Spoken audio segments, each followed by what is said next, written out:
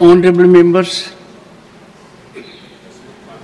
I hereby inform that during the routine anti-sabotage check of the chamber after the adjournment of the House yesterday, apparently a wad of currency notes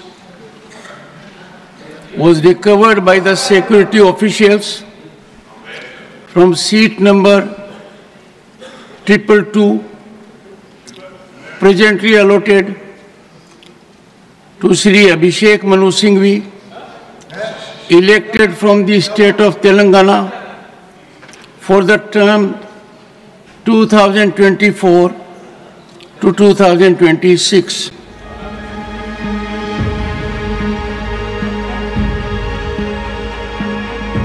The matter was brought to my notice, and I felt it expedient, as per practice and ordainment, to ensure that investigation takes place in accordance with law, and the same is underway.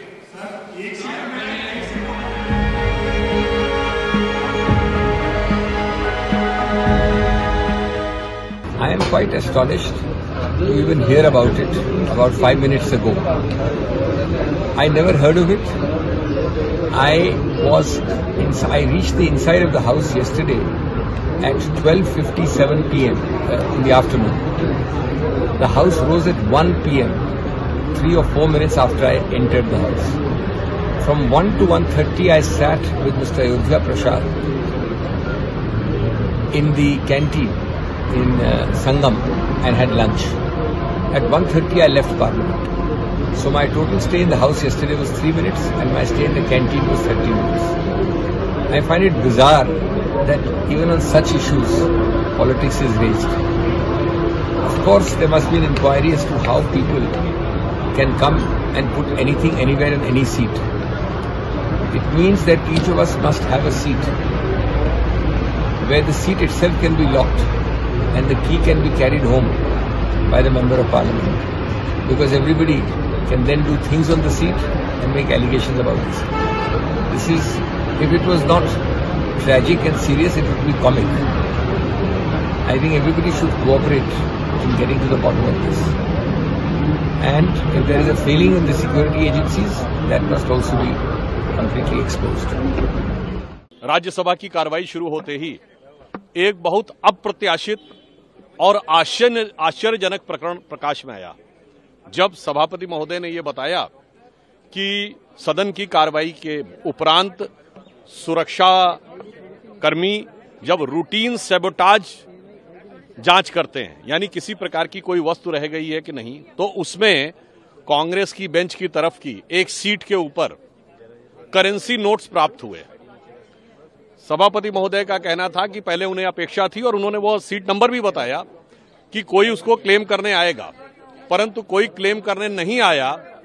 अब इससे मन में और आश्चर्य उत्पन्न होता है और संदेह भी उत्पन्न होता है कि पहली बात तो ये कि इसका मतलब पैसे अब उनके पास इतने बेहिसाब हैं कि कुछ पड़े रह गए तो उन्हें कोई हिसाब किताब की चिंता ही नहीं है।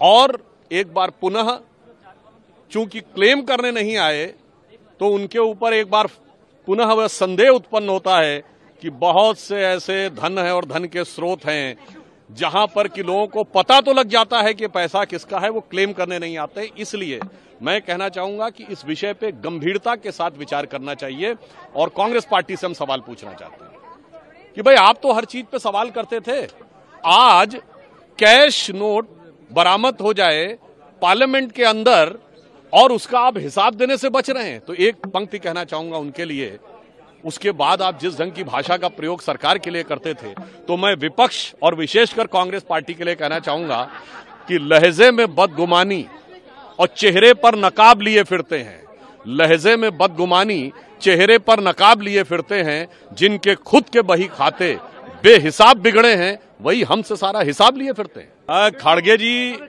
के आरोप नहीं, हम सुझाव का सम्मान करते हैं। नेता सदन नड्डा जी ने भी कहा कि अगर खड़गे जी ने कहा है कि कोई मामला अंडर इन्वेस्टिगेशन है तो उसके बारे में चर्चा नहीं होनी चाहिए।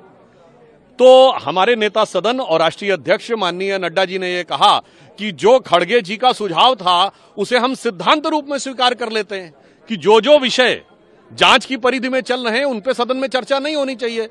अन्यथा यह नहीं हो सकता है कि एक विषय जो सदन के अंदर ही उपस्थित हुआ है उस पर तो जांच से पहले चर्चा नहीं होनी चाहिए, और यत्र तत्र सर्वत्र से लेके और 7 समुंदर पार तक की किसी आवाज पे अगर सुर छिड़ जाए तो विपक्ष यहां ताल मिलाकर और संसद में बवाल करे, यह उचित नहीं है।